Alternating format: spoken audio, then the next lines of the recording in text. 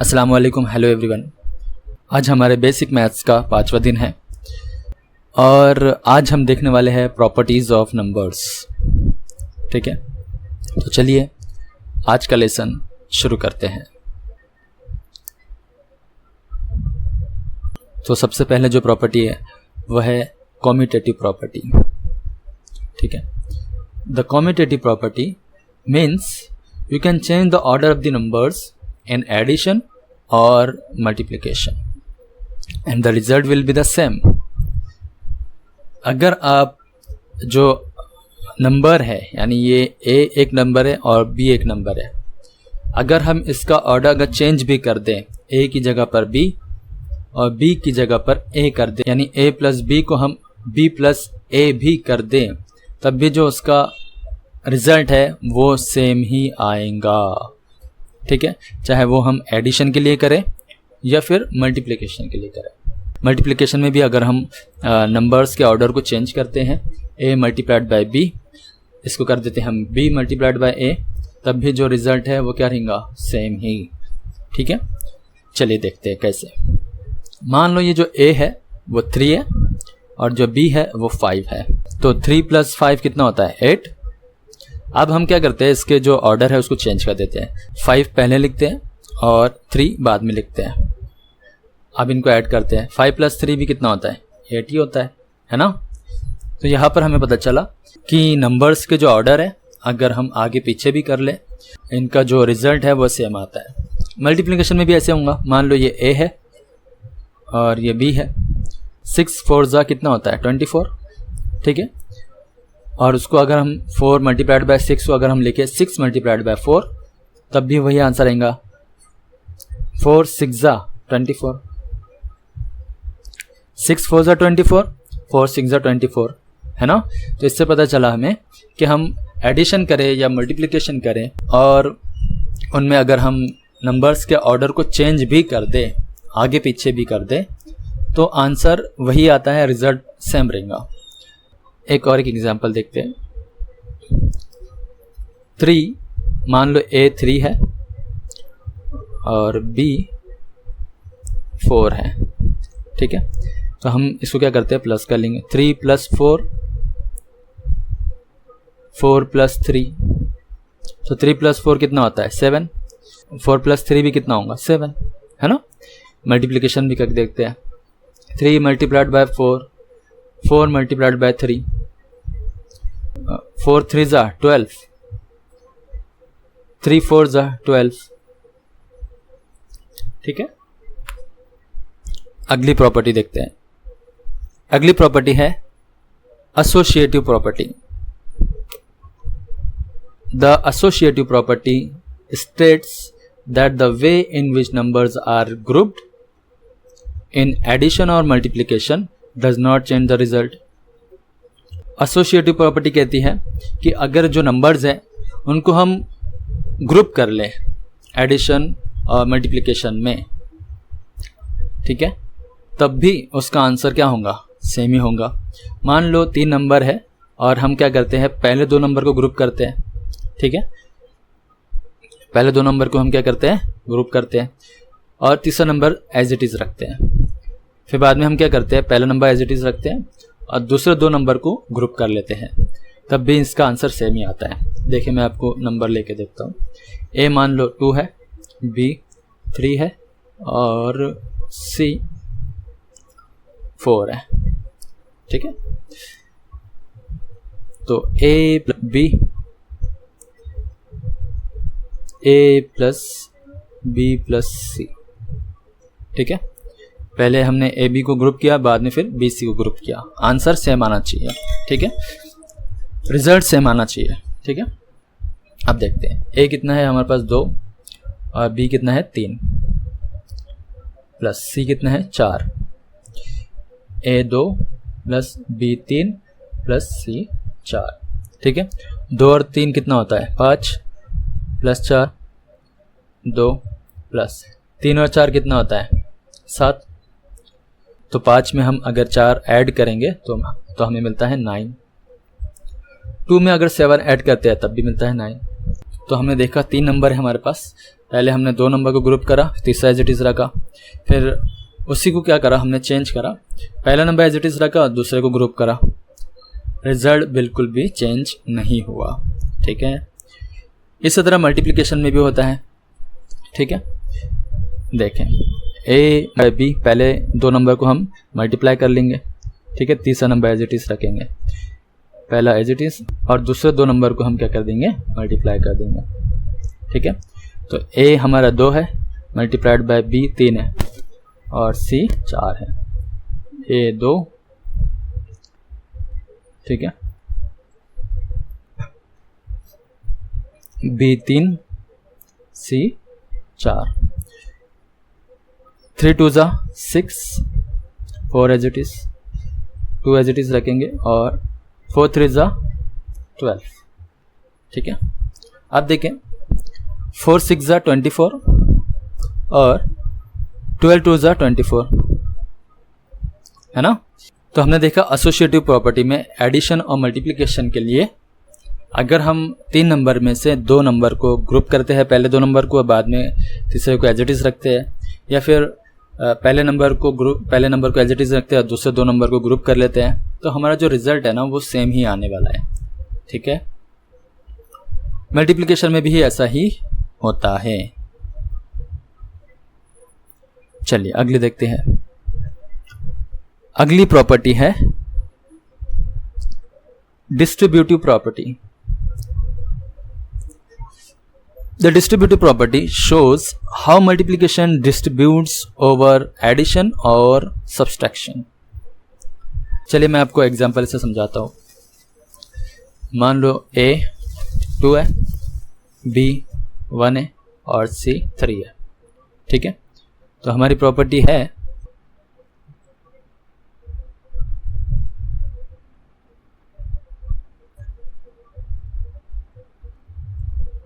अब ये जो 3 नंबर है इनको हम मल्टीप्लाई भी करेंगे और ऐड भी करेंगे, तो नंबर जो है ना वो सेम आने वाला है। ठीक है, चलिए देखते हैं। ए कितना है 2 और बी कितना है 1। ठीक है, और सी कितना है 3। A1 B2 प्लस ए कितना है 2 और सी कितना है 3। ठीक है, चलिए ब्रैकेट है पहले 3 प्लस 1 कितना होगा 4 और 2 1 ज़ा 2 प्लस 3 2 ज़ा 6। ठीक है, अब हम 4 2 ज़ा 8 मल्टीप्लाई कर लेंगे और इधर ऐड कर देंगे 2 प्लस 6 8। तो देखा आपने जो हमारा रिजल्ट है वो सेम आया है। ठीक है, इसे कहते हैं डिस्ट्रीब्यूटिव प्रॉपर्टी। ठीक है, अगला देखते हैं। अगला है identity property. The identity property states that any number plus 0 और multiplied by 1 remains unchanged. Identity property कहती है कि अगर हम कोई भी नंबर में 0 ऐड करेंगे, ठीक है, तो हमारा आंसर वही नंबर आएगा। ठीक है, चेंज नहीं होगा। या फिर अगर हम कोई नंबर को 1 से मल्टीप्लाई करेंगे, किसी भी नंबर को हम 1 से अगर मल्टीप्लाई करते हैं तब भी हमारा आंसर चेंज नहीं होगा, रिजल्ट चेंज नहीं होगा। चलिए देखते हैं। मान लो A 2 है, उसमें हम क्या करते हैं 2 में 0 ऐड करते हैं। 0 मतलब क्या, कुछ भी नहीं, तो 2 हमारा आंसर आ गया। ठीक है, आप देखें 2 मल्टीप्लाइड बाय 1, 2 1 ज़ा 2। ठीक है, एक और एक देखें। 3 में अगर 0 ऐड करो तो आंसर 3 आएगा। 4 में अगर 0 ऐड करो तो आंसर 4 आएगा। अगर 0 ऐड करो तो आंसर 5 आएगा। ठीक है, 3 को अगर 1 से मल्टीप्लाई करो आंसर 3, 4 को 1 से मल्टीप्लाई करो आंसर 4। ठीक है, 5 को 1 से मल्टीप्लाई करो आंसर 5। इसे कहते हैं आइडेंटिटी प्रॉपर्टी।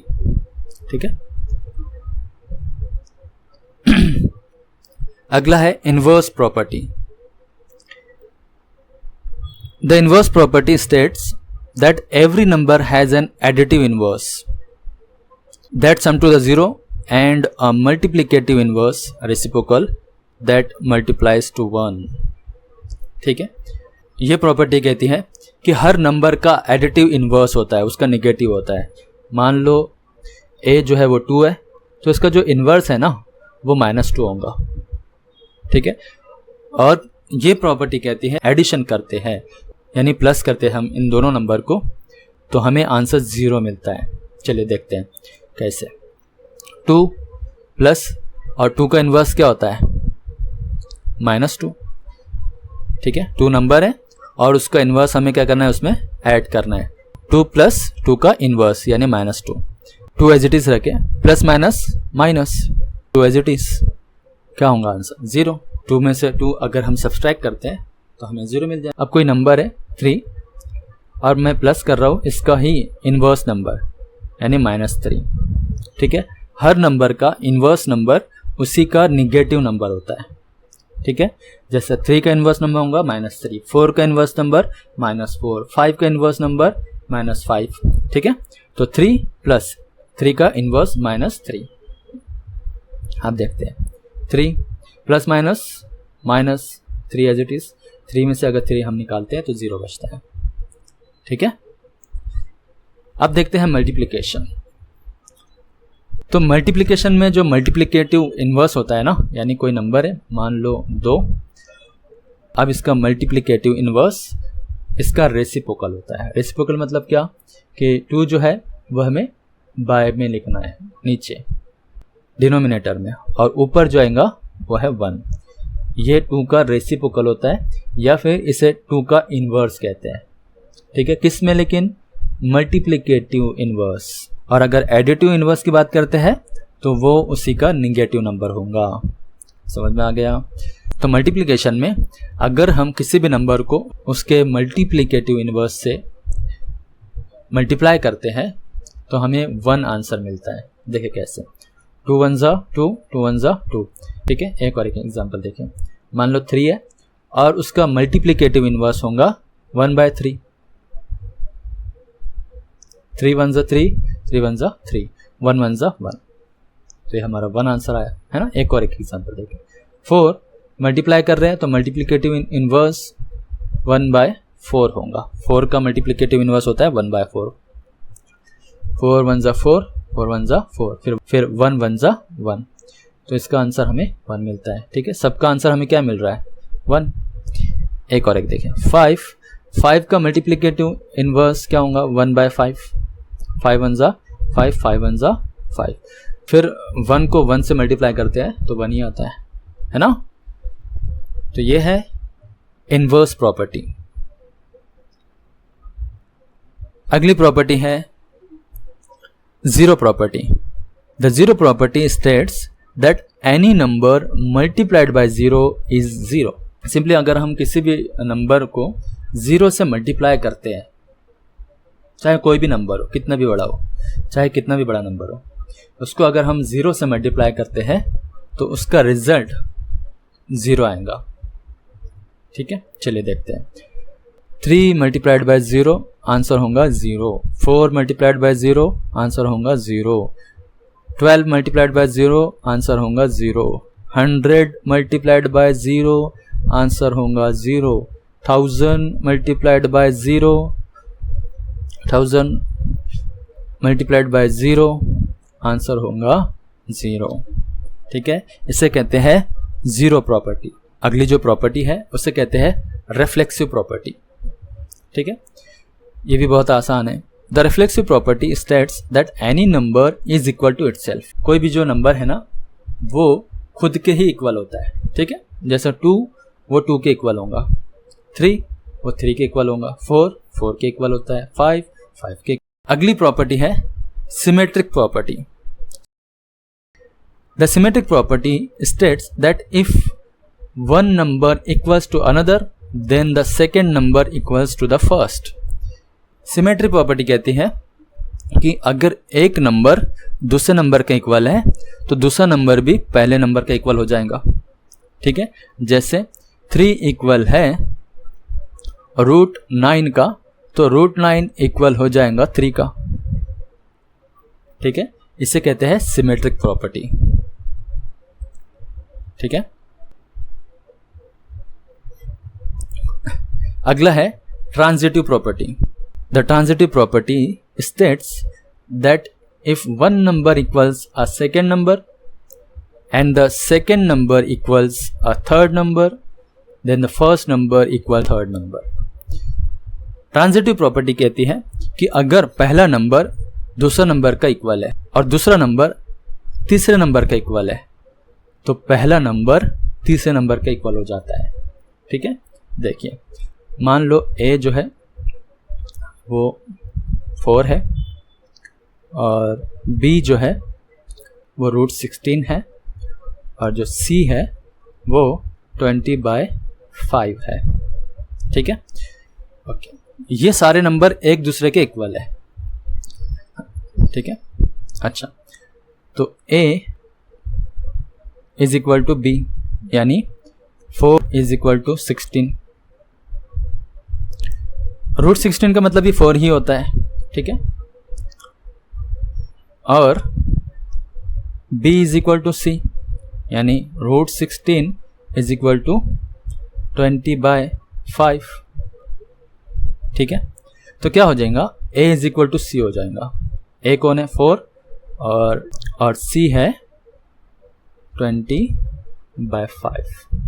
ठीक है, 20/5 का मतलब ही 4 होता है। देखें, 5 1 5, 5 4 20। ठीक है,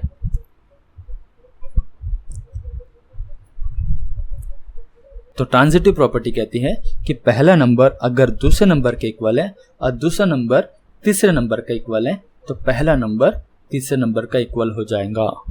ठीक है, ओके, और लास्ट प्रॉपर्टी है क्लोजर प्रॉपर्टी।